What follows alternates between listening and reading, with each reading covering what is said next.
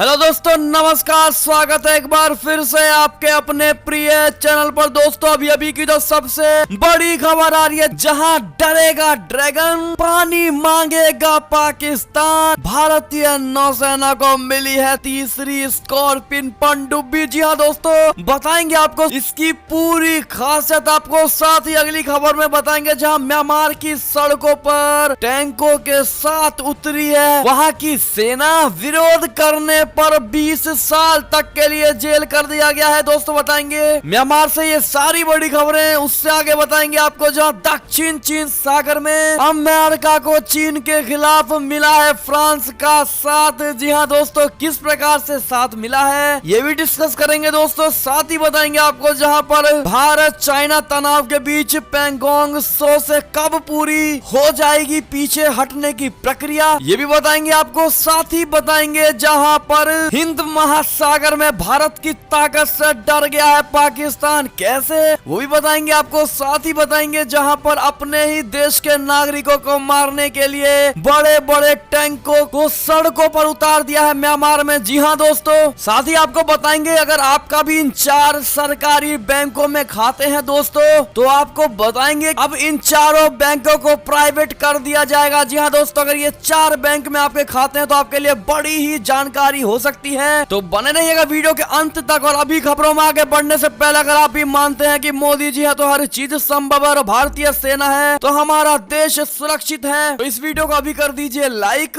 Channel को कर दीजिए सब्सक्राइब, बेल आइकन दबाइए, साथ ही कमेंट बॉक्स में लिख दीजिएगा जय हिंद जय भारत। तो चलते हैं पहली और सबसे बड़ी खबर की तरफ, जहां डरेगा ड्रैगन, पानी मांगेगा पाकिस्तान। भारतीय नौसेना को मिल गई है तीसरी स्कॉर्पियन पनडुब्बी। बता दे भारतीय नौसेना को अपनी तीसरी स्कॉर्पियन पनडुब्बी मिल गई है, जिसे मुंबई में सोमवार को प्रोजेक्ट P-75 के INS करंज के तौर पर कमीशन मिला है। दोस्तों स्वीकृति दस्तावेज पर Mazagon dock ship builders limited के अध्यक्ष, प्रबंध निदेशक एवं वाइस एडमिरल नारायण प्रसाद, पश्चिमी नौसेना कमान के chief of staff officer, Bharat ने पनडुब्बी निर्माण करने वाले राष्ट्र के रूप में अपनी स्थिति को मजबूत कर लिया है। दोस्तों इस पनडुब्बी को भारत मुंबई में स्थित मझगांव डॉकयार्ड लिमिटेड ने फ्रांसीसी कंपनी में सर्स नेवल ग्रुप के साथ ट्रांसफर ऑफ टेक्नोलॉजी के समझौते के अंतर्गत बनाया है। इस सौदे के तहत कुल 6 पनडुब्बियां बनाई जानी है। जी हाँ दोस्तों, ऐसे में इन पनडुब्बियों की जो खासियत है, जिसको लेकर हमारे पड़ोसी देशों को खूब मिर्ची लगी है दोस्तों, और आपस में इनकी खूब बातें हो रही हैं। हमारी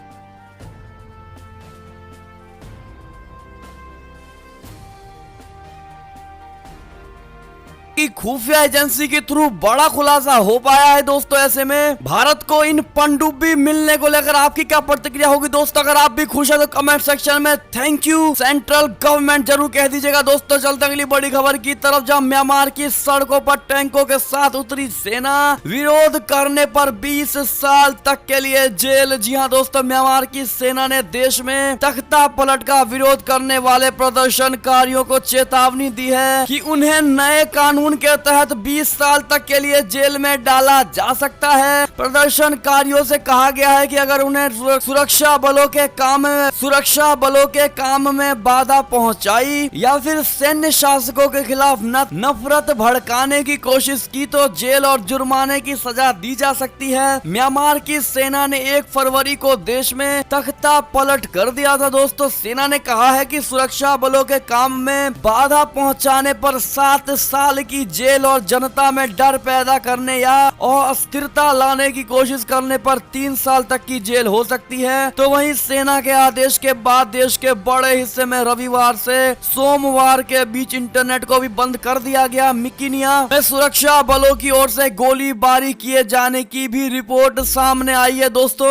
आपको बता दें कि म्यांमार की ये सेना अपनी ही देश की जनता को डराने और उनको मारने के लिए दोस्तों बड़े बड़े युद्ध तक टैंकों को सड़कों पर उतार दिया है दोस्तों, जो कि बड़ी एक निंदनीय घटना है। और म्यांमार की सेना कितनी कमजोर है इसको ये टैंक दर्शाते हैं दोस्तों, जो म्यांमार की जनता को सिर्फ मारने के लिए ये टैंकों को रोड पर उतारा गया है। क्या कहते हैं आप लोग दोस्तों, कमेंट करके जरूर बताइएगा इस बुज़दिल सैन्य अधिकारियों को जो म्यांमार में तख्ता पलट करके बैठे हुए हैं दोस्तों। तो कहना बिल्कुल मत भूलिएगा, रहेगा हमें अपने आपके कमेंट्स का इंतजार। चलते हैं अगली बड़ी खबर की तरफ, लेकिन उससे पहले लाइक नहीं किया इस वीडियो को तो फटाफट से लाइक कर दीजिए दोस्तों। चलते हैं खबर की तरफ, जहां दक्षिण चीन सागर में अमेरिका को चीन के खिलाफ मिला फ्रांस का साथ, परमाणु पनडुब्बी की तैनाती। जी हाँ दोस्तों, दक्षिण चीन सागर में चीन को सबक सिखाने के लिए अमेरिका को फ्रांस का भी साथ मिल गया है। साउथ चाइना सी में बीजिंग के बढ़ते प्रभुत्व को चुनौती देने के लिए फ्रांस ने अपनी एक परमाणु पनडुब्बी को तैनात की है। फ्रांस के इस कदम को अमेरिका के राष्ट्रपति जो बाइडेन के उस आह्वान से जोड़कर देखा जा रहा है जिसमें उन्होंने कहा था कि दक्षिण चीन सागर में चीन के साथ प्रतिस्पर्धा चरम पर पहुंच चुकी है। जो बाइडेन ने इसके साथ यूरोप और एशिया में समान विचारधारा वाले सहयोगी देशों का आह्वान किया था। जो बाइडेन की इस अपील का असर यूरोपीय देशों पर पड़ा है। फ्रांस के इस कदम से दक्षिण चीन सागर में संघर्ष की आशंका तेज हो गई है। दक्षिण चीन सागर में इस नई टेंशन के बाद चीन की नई रणनीति को लेकर सवाल उठाए जा रहे हैं दोस्तों। इस पर आपकी क्या प्रतिक्रिया होगी बताइएगा जरूर। अगली खबर की बात करें तो पैंगोंग 100 से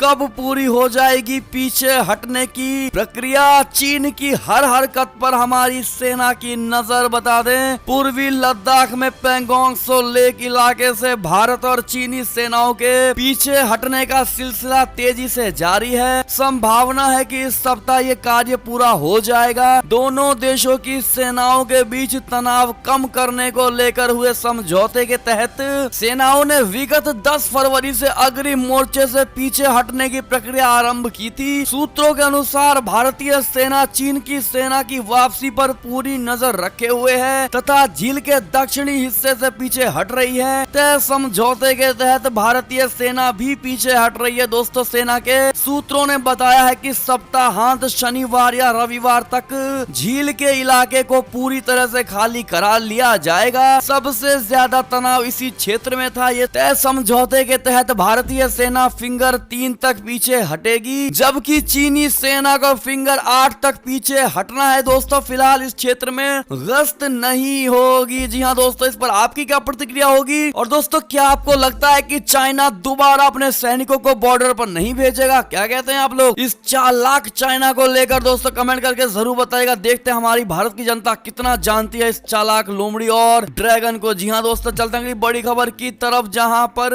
हिंद महासागर में भारत की ताकत से डर गया क्या पाकिस्तान? विदेश मंत्री शाह महमूद कुरैशी ने अलापा है क्षेत्रीय अस्थिरता को खतरे का राग। जी हाँ दोस्तों, एक और जहां चीन पश्चिमी देशों को दक्षिण चीन सागर में अपनी शक्ति दिखाता रहता है, हिंद महासागर में पाकिस्तान के साथ मिलकर भारत को घेरने की कोशिश में भी है दोस्तों। हालांकि भारत ने यहाँ अपनी स्थिति मजबूत कर रखी है, जो पाकिस्तान के लिए बड़ी ही चिंता का सबब बना हुआ है। पाकिस्तान के विदेश मंत्री शाह महमूद कुरैशी के ताजा बयान से पड़ोसी देश की ये चिंता जाहिर भी हो गई है दोस्तों। कुरैशी ने सोमवार को कहा है कि दक्षिण एशिया में किसी भी तरह का सैन्य गतिरोध क्षेत्रीय स्थिरता को खतरे में डाल सकता है। विदेश मंत्री ने आरोप लगाया है कि भारत ने हिंद महासागर को परमाणु हथियारों की जद में ला दिया है और वो उन्नत शस्त्र प्रणाली और नौसेना साजो सामान जुटाने में लगा हुआ है। उन्होंने कहा है कि पाकिस्तान हिंद महासागर सुरक्षा क्षेत्र का अहम पक्षकार है, जिसमें समुद्री डाकुओं के खिलाफ कार्रवाई के साथ साथ मानव तस्करी और नशीले पदार्थों की तस्करी जैसे मुद्दे शामिल है। जी हाँ दोस्तों, ऐसे में कुरैशी के इस बयान से आप साफ तरीके से समझ पा रहे होंगे दोस्तों कि कितना डर बैठा हुआ है पाकिस्तान के इस बड़े बड़े अधिकारियों में दोस्तों, और पाकिस्तान के प्रधानमंत्री तक को भारत का डर सता रहा है। ऐसे में आपकी क्या राय होगी जरूर बताइएगा, और भारत और किस प्रकार से मजबूत हो सकता है दोस्तों? 2 सुझाव कमेंट सेक्शन में जरूर लिखकर बताइएगा। चलते हैं अगली खबर की तरफ, जहां पश्चिमी देशों का म्यांमार को 2 टुक।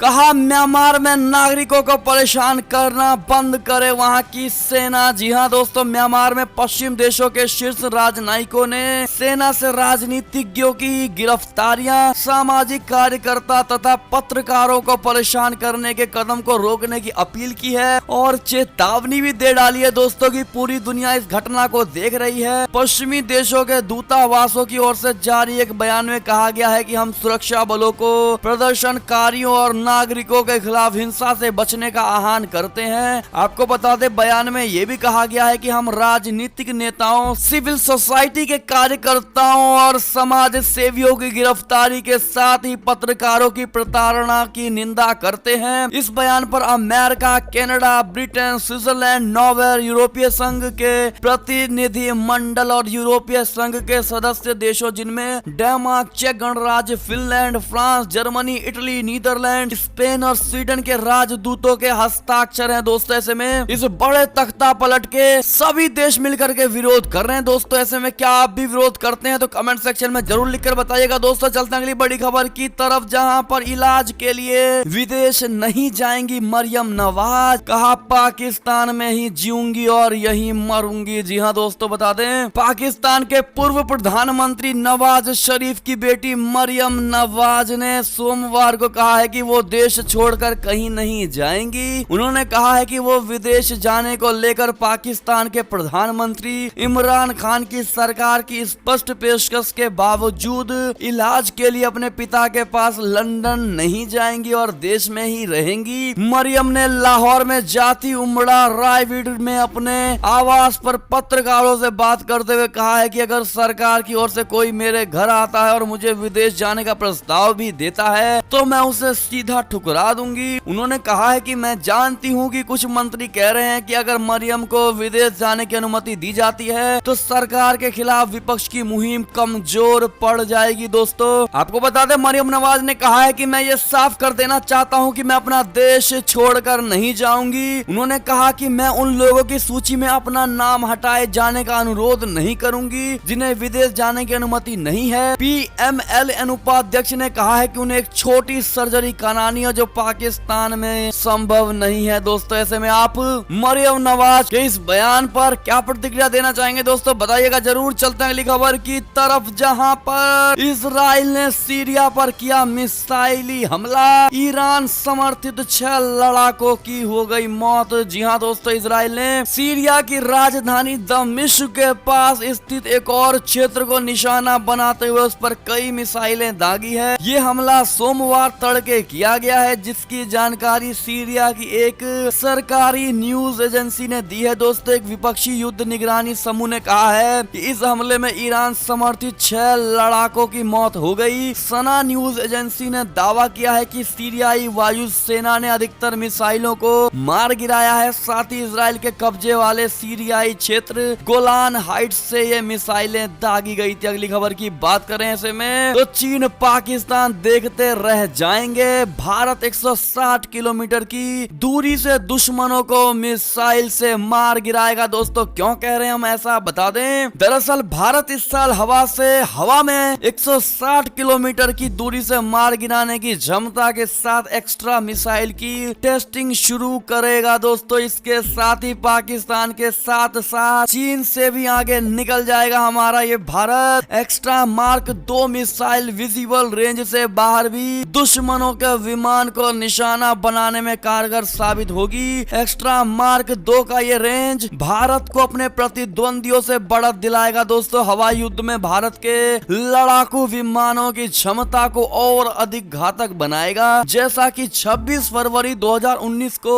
हुए बालाकोट एयर स्ट्राइक के एक दिन बाद हुआ था। पाकिस्तान के लड़ाकू विमानों ने भारतीय सैन्य बेस को निशाना बनाने की कोशिश की थी। दोस्तों ऐसे में आपको बता दें कि सरकारी अधिकारी ने न्यूज एजेंसी ANI को बताया है कि एक्स्ट्रा मार्क के लिए परीक्षण इस साल की दूसरी छमाही में शुरू होगा और हम 2022 तक इस मिसाइल को पूरी तरह से विकसित होने की उम्मीद कर रहे हैं। पूर्व केंद्रीय air commander air marshal SBP Sinha ने कहा है कि अगली पीढ़ी की मिसाइल अगले साल के अंत तक चालू होने की उम्मीद है। चलता अगली बड़ी खबर की तरफ, जहां क्या 14वें दलाई लामा की मौत बनेगी, एशिया में धार्मिक संकट का कारण, चीन ने फैला रखा है जाल। क्यों कह रहा हूं ऐसा, ऐसा बता दें, करीब 10 साल पहले दलाई लामा ने ऐलान किया था कि 90 साल का होने पर वो इस बात का फैसला करेंगे कि उनका अगला अवतार होगा या नहीं। बौद्ध धर्म के धर्मगुरु 14वें दलाई लामा तेनजिन 885 साल के हो गए दोस्तों, और अभी वो स्वस्थ भी हैं। हालांकि उनके उत्तराधिकारी की चर्चा शुरू हो गई है। इसके साथ इस बात की आशंका भी दिखने लगी है कि कहीं उनके निधन से पूरे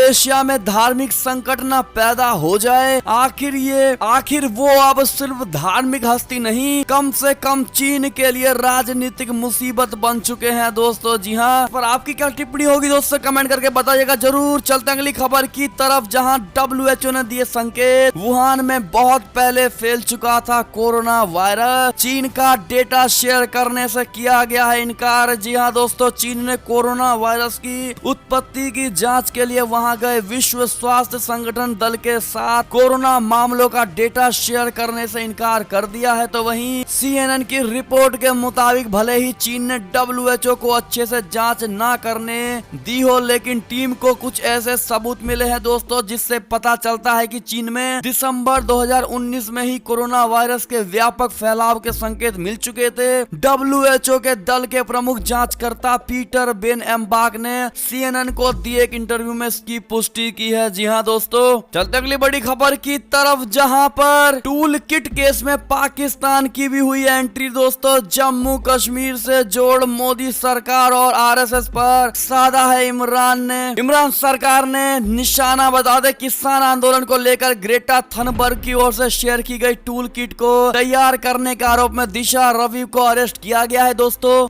लेकिन अब इस मामले पर पड़ोसी देश पाकिस्तान की भी एंट्री हो गई है। पाकिस्तान के PM इमरान खान की पार्टी तहरीक इंसाफ ने इस मामले में भारत सरकार पर निशाना साधा है। पार्टी ने अपने ट्विटर हैंडल पर एक खबर को शेयर करते हुए लिखा है कि भारत सरकार अपने खिलाफ उठने वाली सभी आवाजों को शांत कर रही है। सीधे तौर पर मोदी सरकार पर हमला बोलते हुए इमरान की पार्टी ने लिखा है कि मोदी और RSS के नेतृत्व में भारत में उन सभी आवाजों को शांत किया जा रहा है जो सरकार के खिलाफ है। जी हाँ दोस्तों, ऐसे में आप किस प्रकार से घेरना चाहेंगे इस झूठे पाकिस्तान, झूठे आतंकिस्तान के प्रधानमंत्री को दोस्तों, बताइएगा जरूर। चलते अगली बड़ी खबर की तरफ, जहां जो बाइडेन ने ट्रंप को बरी किए जाने के बाद कहा नाजुक होता है लोकतंत्र। जी हाँ दोस्तों, अमेरिका के राष्ट्रपति जो बाइडेन ने कहा है कि सीनेट द्वारा पूर्व राष्ट्रपति डोनाल्ड ट्रंप को कैपिटल में 6 जनवरी को हुई हिंसा मामले में बरी किया जाना ये याद दिलाता है कि लोकतंत्र नाजुक है और सच्चाई की रक्षा करना हर अमेरिकी नागरिक का दायित्व है। अगली खबर की बात करें तो पाकिस्तान के मंत्री बोले काफी दिन से पड़े थे आंसू गैस के गोले, इसलिए प्रदर्शनकारियों पर की हमने टेस्टिंग। बता दे, अब अटपटी बयानबाजी कर अक्सर खबरों में रहने वाले पाकिस्तान सरकार के मंत्री शेख रशीद अहमद ने एक बार फिर विवादित बयान दिया है। देश में वेतन बढ़ोतरी के लिए प्रदर्शन कर रहे कर्मचारियों पर आंसू गैस छोड़े जाने को लेकर शेख रशीद अहमद ने कहा है कि पिछले काफी समय से आंसू गैस के गोले रखे हुए थे, इसलिए इसकी टेस्टिंग भी जरूरी थी। जी हाँ दोस्तों, ऐसे में दोस्तों इस